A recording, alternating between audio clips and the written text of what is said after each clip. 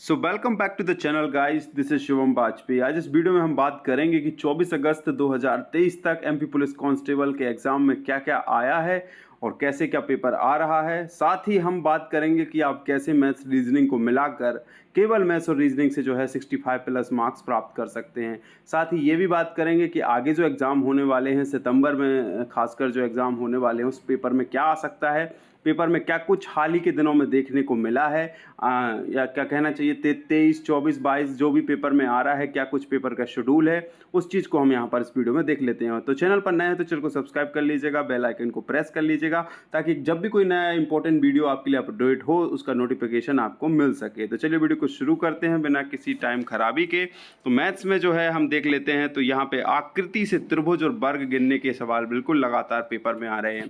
3 से 4 प्रश्न आपको ऐसे दिखेंगे कि एक आकृति बनी रहेगी, उस आकृति से आपको त्रिभुजों की संख्या बताना पड़ेगा, उसी प्रकार वर्ग बना रहेगा और आपसे वर्गों की संख्या पूछी जाएगी। आप इसे रीजनिंग का क्वेश्चन जो है आप इसको मान सकते हैं कि ये रीजनिंग का प्रश्न है, ठीक है। आप इसे मैथ का क्वेश्चन भी मान सकते हैं क्योंकि त्रिभुज और वर्ग का संबंध जो है मेंसुरेशन से भी होता है, ठीक है। अनुपात एवं समानुपात से भी 3 से 4 प्रश्न देखने को मिल रहे हैं। इस चैप्टर को भी अच्छे से करके जाइएगा। आपको सामान्य सा अनुपात और समानुपात का प्रश्न दिया जाएगा। 4 पद होते हैं, 3 पद दिए रहेंगे, 1 पद मिस होगा। उस मिसिंग पद को जो है आपको ज्ञात करना पड़ेगा। इस प्रकार के प्रश्न जो हैं पेपर में देखने को मिल रहे हैं और ये 24 अगस्त तक को भी देखने को मिल रहे हैं और आने वाली शिफ्ट में भी इससे संबंधित प्रश्न आ सकते हैं। डाइस के प्रश्न आपको देखने को मिल सकते हैं, तो इसको अच्छे से कर लीजिएगा। अभी तक आए नहीं है लेकिन आने वाली शिफ्ट में जो है डाइस के प्रश्न भी आपको देखने को मिल सकते हैं। कोण, जितने प्रकार के कोण होते हैं कि मतलब कितने, जैसे घड़ी में अगर 12:40 हुए हैं तो वो कितने अंश का कोण बना रही है, अगर घड़ी में 8:30 बज रहे हैं तो वो कितने अंश का कोण बना रही है। इस प्रकार के प्रश्न आपको एग्जाम में देखने को मिलेंगे। इस प्रकार के प्रश्नों को तैयार कर लीजिएगा। ये एंगल से रिलेटेड प्रश्न आ रहे हैं। सिंपल इंटरेस्ट और कंपाउंड इंटरेस्ट तो फेवरेट चैप्टर बना हुआ है एमपी पुलिस कांस्टेबल एग्जाम लेने वालों का। हर एक शिफ्ट में 3 से 4 प्रश्न आपको सिंपल इंटरेस्ट और कंपाउंड इंटरेस्ट के दिख जाएंगे। इस चैप्टर को अच्छे से कवर अप कर लीजिएगा। वर्ग और आयत के क्षेत्रफल, मतलब मेंसुरेशन से ये प्रश्न आपको देखने को मिलेंगे। आपको वर्ग का क्षेत्रफल, आयत का क्षेत्रफल, साथ ही आपको वृत्त, त्रिभुज, चतुर्भुज और शंकु, बेलन, इनके प्रश्न भी देखने को आने वाली शिफ्ट में मिल सकते हैं। इनको अच्छे से करके जाइएगा। मेंसुरेशन काफ़ी इंपॉर्टेंट चैप्टर है एमपी पुलिस कांस्टेबल के लिए, इसको अच्छे से करके आप जाइएगा, ठीक है। सिंप्लीफिकेशन के प्रश्न भी आ रहे हैं। 3 से 4 आपको सिंप्लीफिकेशन के प्रश्न देखने को मिल जाएंगे। थोड़ा सा कॉम्प्लिकेटेड होते हैं लेकिन उसमें एक ट्रिक होती है। अगर वो ट्रिक का इस्तेमाल आपने किया तो वो जल्दी से सॉल्व हो जाता है, और अगर आपको ट्रिक नहीं आती है तो वो टाइम कंज्यूमिंग होता है। तो प्रयास करिएगा कि जितने प्रकार की ट्रिक्स हैं और जितने प्रकार के शॉर्ट फार्मूले हैं, वो जितने प्रकार के रूट हैं, स्क्वायर रूट हैं, ये चीज़ें जो है याद करके रखिएगा ताकि वो प्रश्न को जो है आप जल्दी से जल्दी जो है सॉल्व कर सकें। ऐसी टेस्ट सीरीज़ लगाइएगा जहां पर आपको ट्रिक्स से जो है सवाल को हल करना बताया जाता है, शॉर्ट रूट, शॉर्ट ट्रिक बताई जाती हैं, शॉर्ट ट्रिक बताई जाती हैं, उनसे आप करेंगे तो ये सिंप्लीफिकेशन के प्रश्न आपसे आसानी से बनेंगे। परसेंटेज के प्रश्न आपको देखने मिलेंगे। डिवीज़न वाले जो होते हैं परसेंटेज के, कि इतने प्रतिशत हटा दिया तो कितने प्रतिशत बचा, इतने 100% में से, तो उस प्रकार के प्रश्न आपको एग्जाम में देखने को मिल जाएंगे। उनको भी आप अच्छे से कर लीजिएगा। साथ ही टाइम एंड वर्क के 1 या 2 क्वेश्चन देखने को मिलेंगे। हमारे समय में तो टाइम एंड वर्क के 5-6 प्रश्न आते थे, लेकिन अब जो है टाइम वर्क के प्रश्न उतने नहीं आ रहे हैं। 2 से 3 प्रश्न आपको देखने को मिल जाएंगे। इनको अच्छे से आप कर लीजिएगा। बहुलक जो होते हैं उनके प्रश्न भी आपको देखने को मिल रहे हैं, उनको भी अच्छे से आप कर लीजिएगा। साथ ही प्रॉफिट एंड लॉस के 2 से 3 प्रश्न आपको देखने को मिल रहे हैं, उनको भी आप जो है अच्छे से करके जाइएगा। जिनकी आगामी शिफ्टों में पेपर है, बिल्कुल भी घबराइएगा मत। Be positive and hope for the best. जो तैयारी आप कर रहे हैं बहुत अच्छी की है आपने, और ऐसे ही आपको करते रहना है जब तक कि आपका सीबीटी एग्जाम हो ना जाए, ठीक है। मिक्सचर और एलिगेशन के आपको 2 से 3 प्रश्न देखने को मिलेंगे। इस चैप्टर को भी आप कवर अप कर लीजिएगा। चाल दूरी समय के आपको 2 प्रश्न देखने को मिलेंगे। इस चैप्टर को भी आप अच्छे से कवर कर लीजिएगा।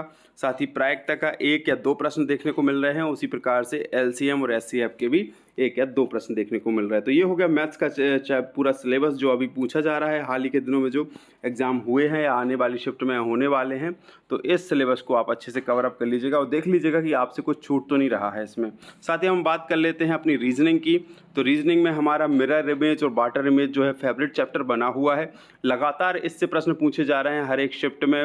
हर एक दिन जो है आपको इससे प्रश्न देखने को मिल जाएंगे, तो इस चैप्टर को अच्छे से कवर अप कर लीजिएगा। साथ ही सिटिंग अरेंजमेंट के प्रश्न भी उतने ज़्यादा नहीं आए हैं, तो आप आने वाली शिफ्टों में जो है सिटिंग अरेंजमेंट के प्रश्न आपको देखने को मिल सकते हैं। तो ये जो है आप अच्छे से करके चले जाइएगा। कैलेंडर के 1 से 2 प्रश्न जो है आने लगे हैं। जैसे आप कल ही देखेंगे तो 24 तारीख को एक कैलेंडर का प्रश्न आया था। पूछा था कि ऐसा पूछा था कि 14 जून 1440 को कौन सा दिन था। तो इस प्रकार से जो है गणना करना है आपको, जो उसके फॉर्मूले होते हैं, जो उसका सीरीज होती है, उस हिसाब से आपको कैलेंडर के प्रश्न को सॉल्व करना है। ब्लड रिलेशन के क्वेश्चन जो है शुरुआत में बहुत आ रहे थे, फिर बीच में थोड़ा कम हो गए, अब लेकिन फिर से जो है ब्लड रिलेशन के प्रश्न आने लगे हैं। इस चैप्टर को अच्छे से कवर अप करके चले जाइएगा। नंबर सीरीज से लगातार प्रश्न आ रहा है, मिसिंग नंबर्स फाइंड आउट करना होता है, या उसमें देखना होता है कि कौन सी सीरीज़ है, कौन सा पैटर्न है, जिसके हिसाब से अगला पद क्या होगा, उस प्रकार के प्रश्न आपको देखने को मिल जाएंगे। ये आपको न्यूमेरिकल भी मिलेगी और अल्फ़ाबेटिकल भी मिल जाएगी, दोनों प्रकार की सीरीज़ आपको देखने को मिल जाएगी। ठीक है, 1 या 2 प्रश्न गलत भी आ रहे हैं हर एक शिफ्ट में, उसको इग्नोर करना है, जो सही आ रहा है उसको सॉल्व करना है। क्लॉक से प्रश्न आ जाएंगे, क्लॉक से भी जो जितने प्रकार के प्रश्न बन सकते हैं, इजी लेवल के, मॉडरेट लेवल के, उनको करके जरूर जाइएगा।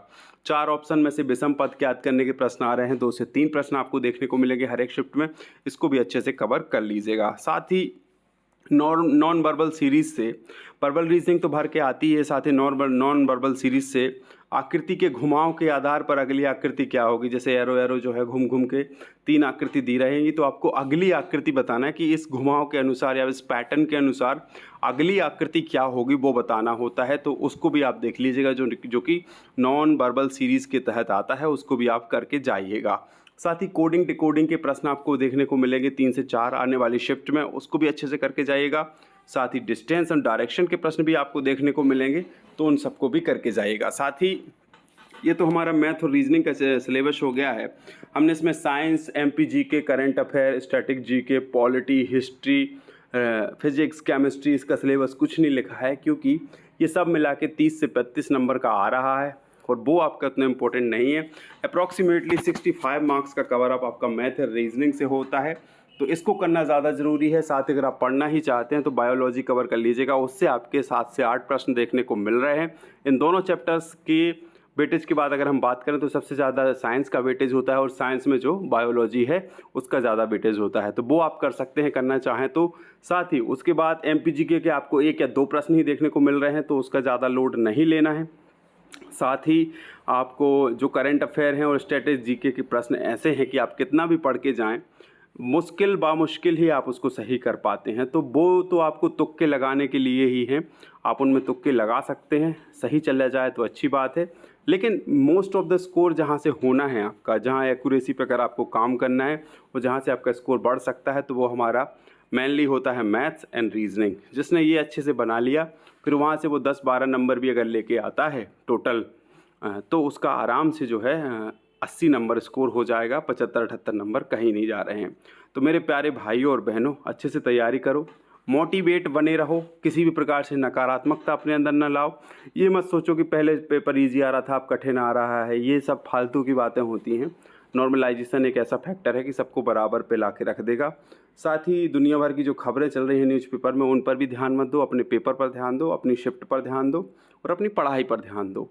चीज़ें तो हर बार होती रहती हैं, उनमें सुधार उतना ही हो रहा है जितना होना चाहिए, उतना तो नहीं हो रहा, लेकिन उतना हो रहा है जितना होना चाहिए। कहने का मतलब ये है कि ऐसे बच्चे भी हैं जो अपना एग्ज़ाम की तैयारी कर रहे हैं और सिलेक्शन ले रहे हैं। हमें परीक्षा में क्या हो रहा, घोटाला हो रहा, ये हो रहा, वो हो रहा, इन चीज़ों पर ध्यान नहीं देना है। उसके लिए सरकार अपनी कमेटी बनाएगी, जांच करेगी, वो उसका विषय है। आपका विषय केवल इतना है कि आप अच्छे से तैयारी करो, पढ़ाई करो और एग्ज़ाम दो, अपना सिलेक्शन लो, 80+ स्क्रीन पर ले आओ, फिर आपको कौन हटाता है देखते हैं, कोई नहीं हटा सकता, ठीक है। और वहाँ पे भी आप 70 नंबर ले आओ, 150 नंबर प्लस ले आओ, आपका सिलेक्शन तय है। तो be positive and hope for the best. कोई भी आपका डाउट है, कोई भी समस्या है, आप कमेंट के माध्यम से हमें बता सकते हैं, हम उसका आंसर शीघ्र देने का प्रयास करेंगे। साथ ही अगर ये PDF अगर आप हमसे प्राप्त करना चाहते तो आप हमारे टेलीग्राम चैनल SB स्टूडियो में जुड़ जाइएगा। ये हमारा टेलीग्राम चैनल है, जहाँ पर ये PDF आप प्राप्त हमसे कर सकते हैं। और अगर कोई आपका टॉपिक है, कोई और डाउट है, तो आप कमेंट के माध्यम से पूछ लीजिएगा, हम रिप्लाई देने का प्रयास करते हैं। मिलते हैं नए वीडियो में नई जानकारी के साथ, तब तक के लिए जय हिंद, जय भारत।